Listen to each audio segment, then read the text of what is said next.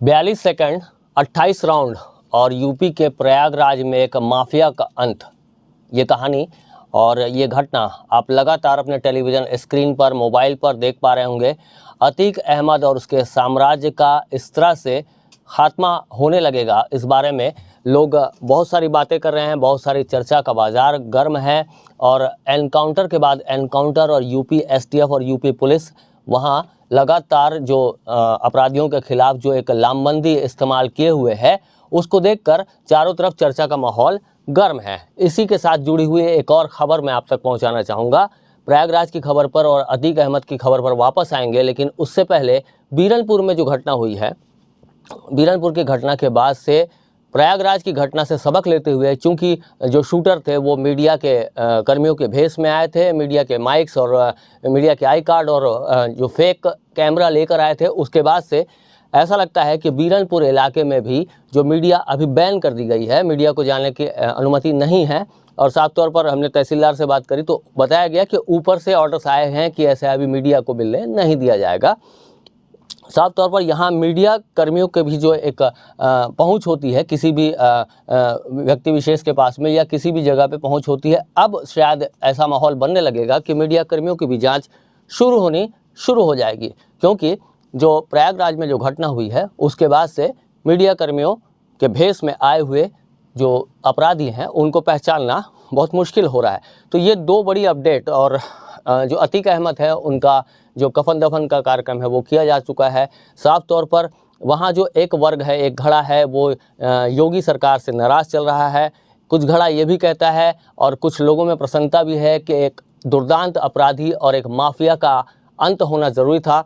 और जो भी घटनाक्रम हो रहे हैं, उन घटनाक्रमों में कहीं ना कहीं यूपी सरकार जो है उसको एक बड़ाई भी दी जा रही है। इस तरह से दो अलग अलग वर्ग हैं जो अलग अलग तरीक़ों से तारीफ कर रहे हैं।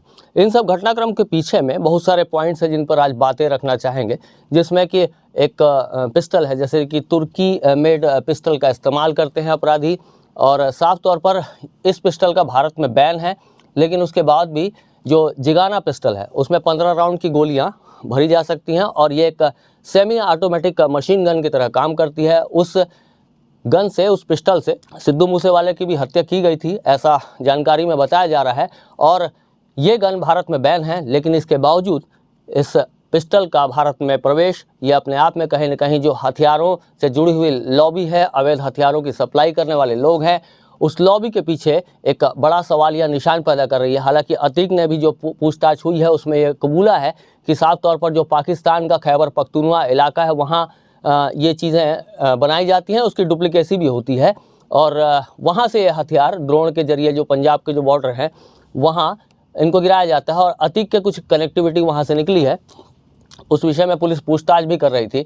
तो साफ तौर पर इन सारी घटनाओं में कहीं न कहीं लगातार अभी पूरा देश और विदेशी मीडिया भी इन विषयों में काफ़ी कुछ लिख रही है। और साफ तौर पर जो बड़े बड़े अखबार हैं विदेशों के, वो भी इन विषयों पे लगातार लिख रहे हैं। कुछ लोग अतीक को एक माफिया के तौर पर प्रोजेक्ट कर रहे हैं, कुछ लोग ये कह रहे हैं कि एक पूर्व राजनेता थे, पूर्व राजनीतिक पदाधिकारी थे, उनको इस तरह से मारा गया है। तो जाहिर तौर पर हम किसी भी हिंसा का समर्थन नहीं करते हैं। जो मारने वाले लोग हैं, लवलेश तिवारी हैं, अरुण मौर्य हैं और मोहित उर्फ सन्नी सिंह हैं, ये तीनों पकड़ाए जाने के बाद, इनके कुछ आपराधिक ट्रैक रिकॉर्ड है, पकड़ाए जाने के बाद इनका ये कहना है कि हमें अतीक से बड़ा माफिया बनना था और एक माफिया राज को स्थापित करना था, इसलिए इस घटनाक्रम को किया है।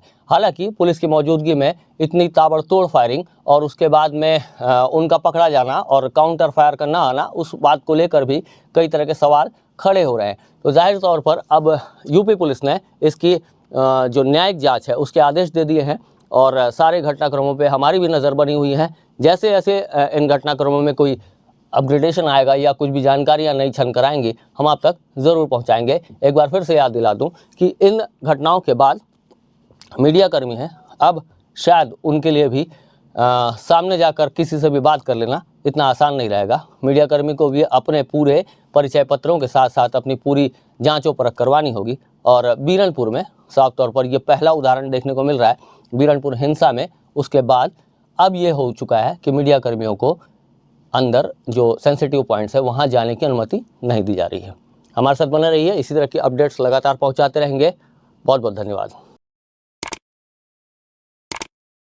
न्यू वीडियोस के अपडेट पाने के लिए सब्सक्राइब करें केपी न्यूज को और बेल आइकन को दबाएं।